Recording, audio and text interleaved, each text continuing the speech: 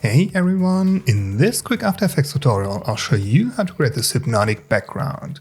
We double click on the ellipse tool to create a new shape. Add a gradient ramp.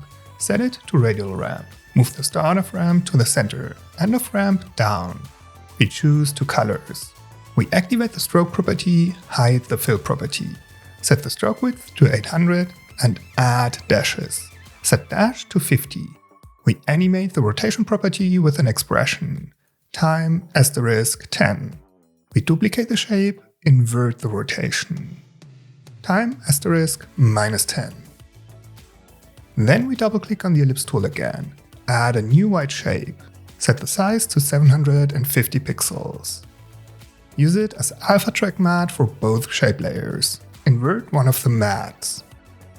More about basic expressions in my course, Animating with Expressions in After Effects.